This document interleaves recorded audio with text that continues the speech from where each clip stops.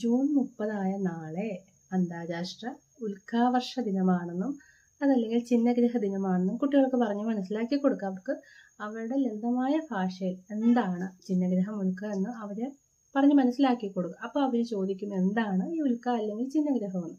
അപ്പോൾ നമ്മൾ ടെറസിലോ അല്ലെങ്കിൽ ആകാശത്തോട്ടോ കാണിച്ചിട്ട് പറയണം, ഈ ഇതിൻ്റെ ആകാശത്തൂടെ സഞ്ചരിക്കുന്ന ചെറിയ കല്ലുകളാണ് ഉൽക്കകൾ. അത് ചില സമയത്ത് ചിലപ്പോൾ താഴേക്ക് പതിക്കാൻ സാധ്യതയുണ്ട്. അപ്പോൾ എന്തുണ്ടാവും?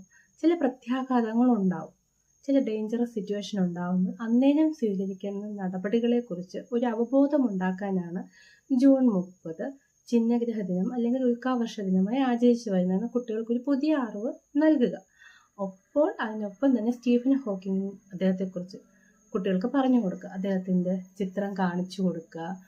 മനസ്സുകൊണ്ട് ശരീരം തളർന്നെങ്കിലും, ചില രോഗങ്ങളാൽ ശരീരം തളർന്നുവെങ്കിലും മനസ്സുകൊണ്ട് ഇദ്ദേഹം ഒരുപാട് പ്രപഞ്ച രഹസ്യങ്ങൾ കണ്ടുപിടിച്ച ശാസ്ത്രജ്ഞനാണെന്നും അദ്ദേഹത്തിൻ്റെ കണ്ടുപിടുത്തങ്ങൾ ഇന്നും അത്ഭുതങ്ങൾ സൃഷ്ടിക്കുന്നതാണെന്നും കുട്ടികൾക്ക് പറഞ്ഞു കൊടുക്കുക. ഇതിലൂടെ പ്രതികൂല സാഹചര്യങ്ങൾ എന്ത് തന്നെ വന്നാലും നമ്മൾ തളർന്നു പോകരുത്, വീണിടത്ത് നിന്ന് എഴുന്നേൽക്കാൻ കൂടി നമ്മുടെ കുട്ടികളെ നമ്മൾ പറഞ്ഞ് മനസ്സിലാക്കി കൊടുക്കുക. പരാജയമൊക്കെ ഓരോ വിജയത്തിൻ്റെ തുടക്കമാണെന്നും പറയുക. ഒരു രീതിയിൽ ഒരു ചെറിയ പരാജയം വന്നാലും കുട്ടികളെ പരിഹസിക്കുകയോ കളിയാക്കുകയോ ചെയ്യാതെ അവരെ വീണ്ടും വീണ്ടും വിജയിപ്പിക്കാൻ നമ്മൾ പുറകിൽ നിന്ന് അവർക്ക് സപ്പോർട്ട് ചെയ്ത് കൊടുക്കുക.